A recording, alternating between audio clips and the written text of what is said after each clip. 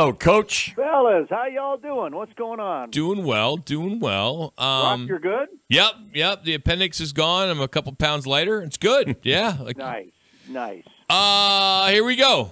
Really? Okay, question number 1. Seatbelt on. With Patrick Mahomes and Tom Brady, this will be considered the best Super Bowl matchup of quarterbacks of all time. Fact or phooey?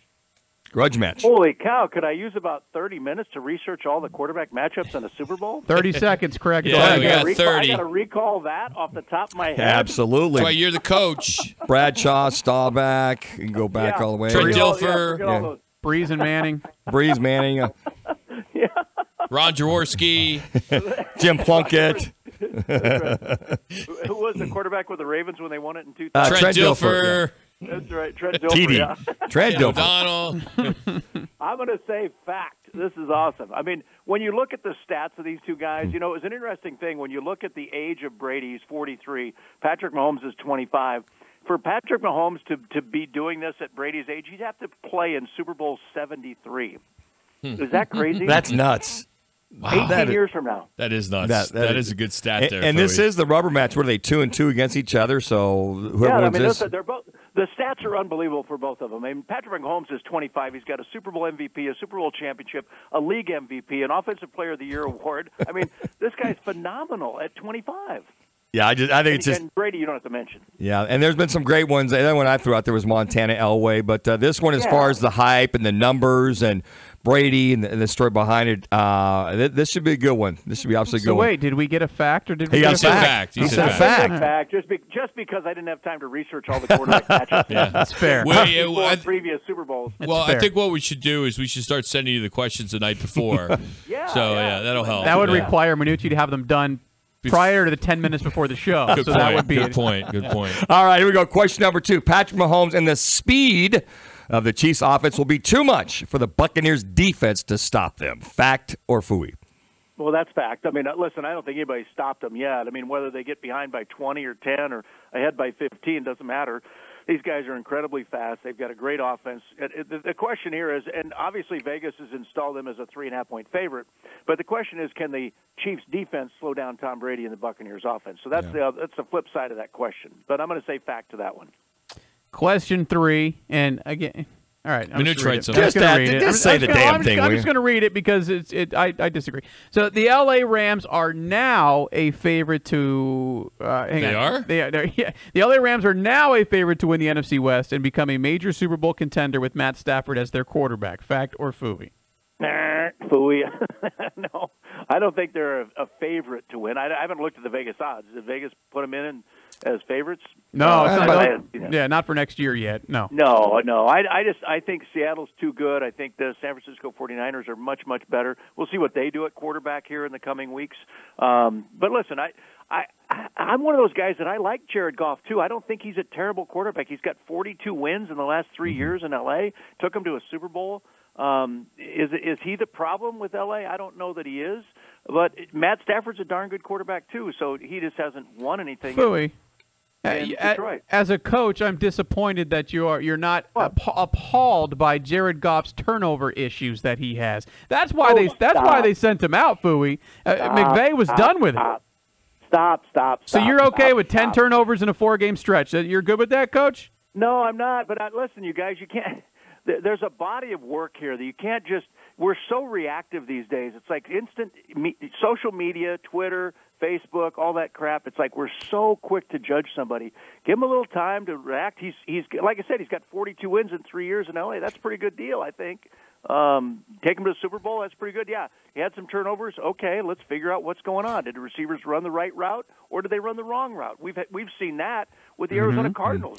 Receivers stopping their routes and Kyler's throwing deep. Receivers going deep. Kyler's throwing short. They go outside. He throws inside. We've seen that everywhere. Sure. So it's not always on the quarterback quick to judge. But the fumbles, I didn't see a wide receiver fumble the ball for him. I saw him, so that's just me. I think the one thing is the lack of ringing endorsement that Sean McVay and Les Snead, the GM, were giving him last week. I'm like, wow. Yeah. And I'm a lot like you. I thought the kid does a good job. Yeah, he turns it over. But, again, it was like, whoa, that was a huge signal that went up, and then lo and behold, the guy that was a former director of scouting, this Brad Holmes, he jumped all over it. He called and said, "Hey, look, I'm the guy that moved up to get him in the 15th pick a few years ago. I want, if you guys are that, you have heartburn on him, what will it take for me to grab Jared Goff for the Detroit Lions?"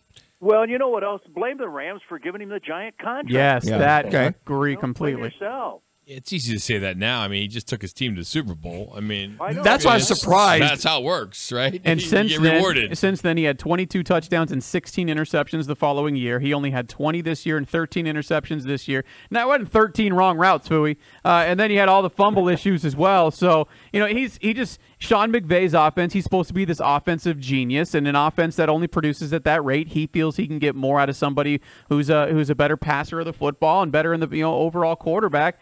I see it. I wouldn't have given up what they gave up, but I see it. Well, it's a pile-on Monday here on Rock Minucci with Cressman. All right. Hey, Philly, let's get to question number 4.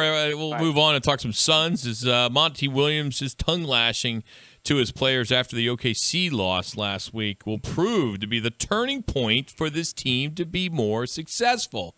Fact or phooey? Phooey on that. Listen, this is a team that has a long way to go yet. They brought in Chris Paul. That's awesome. They brought in Jay Crowder. That's great. You still have a lot of young pieces around him. Mikal Bridges, you've got Cam Johnson. You've got a lot of young guys on this roster.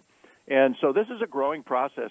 And DeAndre Ayton, I forgot about that guy. He's still, 22 years old? I mean, he's been in the league for 3 years. He's 22. It's like we expect so much more from DeAndre at 22. So, yeah, this is a long process. Chris Paul will help, but it takes time. They didn't keep in mind, like the Cardinals, like the D-backs, they had an abbreviated training camp prior to this season, right, where guys were coming in individually in groups of 2, and so then they hit the court. So it's going to take time. Give them time. I don't think Monty Williams' tongue lashing is going to be the difference long run, but it certainly helps to keep pressure on these guys to perform at a high level every night. Yeah, I completely agree, Craig. It's almost like early in the year when they got off to the hot start, where they win 5 out of 6, and people thought, "Wow, they're hitting the ground running." It's like, whoa, hang on, let everything settle in the NBA before you start claiming that. Right. So you're right. There's going to be some learning curve here. Yep. All right, Coach. The last question: the Waste Management Phoenix Open is the most popular and the most anticipated event to attend every year. Fact or phooey? Oh yeah, I mean that's easy. I'll give you an easy one to end with. Yeah, he got to the 5th question. He needed to fill it. He needed 5 questions. I decided to go down that road because it is the absolute most favorite for everybody. Just want to get your reiteration. Here's the thing. The Super Bowl is great. Everybody looks forward to the Super Bowl. Most watched TV show in the world every year. Everybody looks forward to the start of March Madness. Everybody looks forward to opening day in baseball. But there's nothing like, not this year, but the Phoenix Open is just unbelievable. It's such an experience to be out there. You guys have been out there. It's phenomenal. And in this community, it is a huge draw. And obviously this year, less than 5,000 a day, but which is being safe. But, yeah, it's one of those most anticipated things. You want to just go just to experience at least once, right? No question. It's unfortunate that it is only 5,000 because the field is tremendous. Phooey, as always, buddy, thank you, man. Have a great week. Thanks, Craig. Yep. That's ABC 15's Craig Phooey, he's also the news director.